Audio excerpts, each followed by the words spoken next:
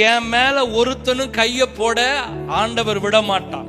என் குடும்பத்தின் மேல ஒரு சாபமும் வராது. சங்கீதம் 91 சங்கீதம் சொல்லப்படுகிறது, வாதையும் கூடாரத்தை அழுகாது, பொல்லாப்பு உனக்கு நேரிடாது. என் குடும்பத்துக்கு சாபம் வராது, என் குடும்பத்துல வியாதி இருக்காது, என் குடும்பத்துல வறுமை இருக்காது. காரணம் என்னன்னா, என் மேல தேவனுடைய வாக்குத்தத்தம் இருக்கிறது. நான் கர்த்தர் சொன்ன வாக்குத்தத்தத்தை நிமித்தம் என்னையும் என் குடும்பத்தையும் கர்த்தர் எந்த விதமான சாபத்தையும் அணுகாமல், வாதைகளும் அணுகாமல், என்னுடைய வாழ்க்கையில தேவன் பரிபூரணமான ஆசீர்வாதத்தை எனக்கு தருகிற தேவனாக இருக்கிறார்.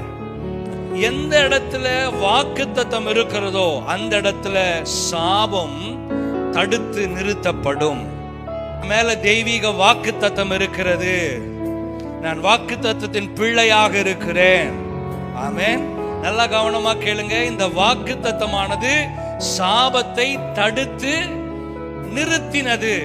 ஆமென். இது எங்க நடந்தது? பழைய ஏற்பாடுல. இது பழைய ஏற்பாடுல.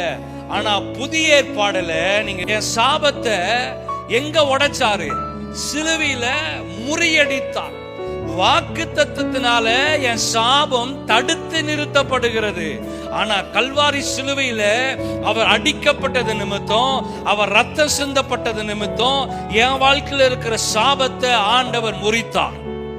ஆமென். இன்னைக்கு நாம புதிய உடன்படிக்கையின் பிள்ளைகளாக இருக்கிறதுனால என் வாழ்க்கையில சாபம் என்னை மேற்கொள்ள முடியாது. என் குடும்பத்துல சாபம் இல்லை அப்படின்றத விசுவாசிக்கணும். என் குடும்பத்துல தேவனுடைய ஆசீர்வாதம் இருக்கிறது, என் குடும்பத்துல தேவனுடைய பாதுகாப்பு இருக்கிறது, என் குடும்பத்துல தேவனுடைய நீதி இருக்கிறது. கர்த்தர் என்னை நீதிமானாய் மாற்றி இருக்கிறார் என்றதை ஆணித்தரமா ஒவ்வொரு நாளும் நம்ம விசுவாசித்து அதை அறிக்கை செய்ய வேண்டும்.